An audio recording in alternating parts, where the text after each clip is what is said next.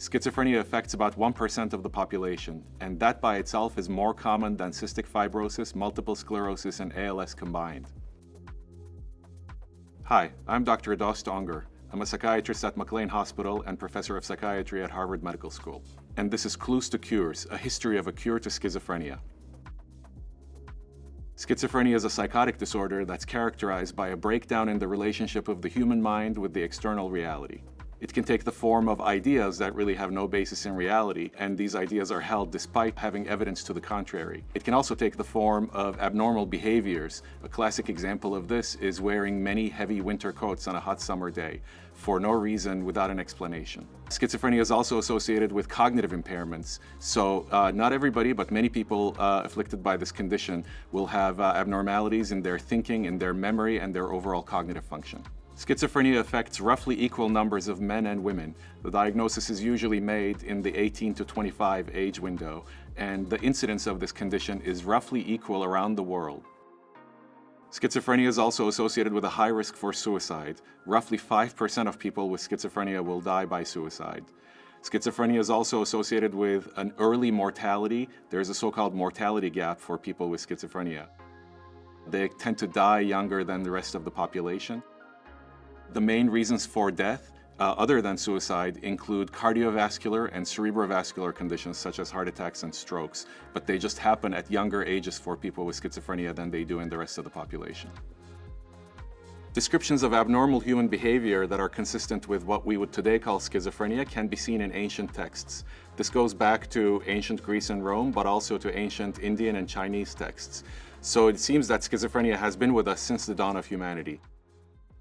How people with schizophrenia were treated is a different story. Many people with schizophrenia were often warehoused in asylums, especially in the 19th century, and then in the 20th century in what today we call state hospitals. They were not given a lot of treatment. They were kept in these hospital settings for long periods of time, but without much improvement. Coming into the modern era, there has been a real transformation in how we approach people with schizophrenia, and the hope for recovery and a focus on improving their condition. Historically, people with schizophrenia were treated with a very strongly paternalistic approach. There was a lot of coercion. People would be placed in hospitals against their will and kept there for long periods of time. That approach has completely changed in the modern era. Today, we're very interested in working with patients, conducting shared decision-making so that the patient and the doctor together make decisions about their treatments. And the mainstays of treatment now are antipsychotic medications and psychotherapies. Today, there are literally dozens of antipsychotic medications that can be used to treat schizophrenia.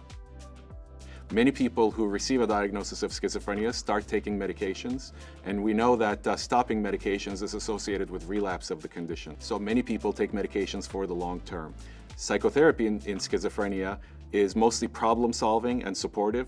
The goal is to make sure that the person has access to the resources they need, that they're leading a safe life, and that they are developing relationships that they are happy with.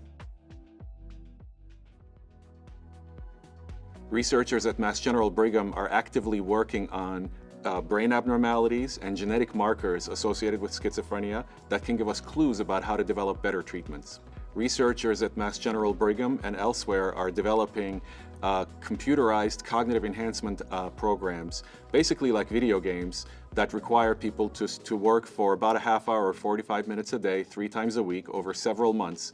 And these games are associated with great improvement in cognitive function in people with schizophrenia.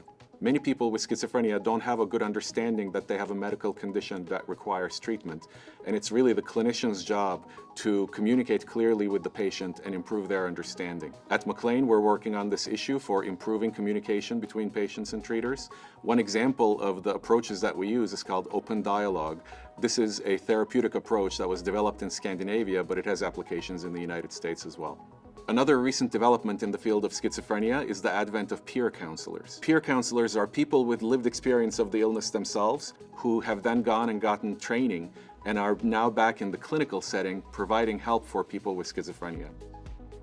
Peer counselors work with the rest of the clinical team to provide treatment. So when a patient with schizophrenia comes to a clinic, they meet with the doctor, they meet with a psychotherapist, and they also meet with a peer counselor.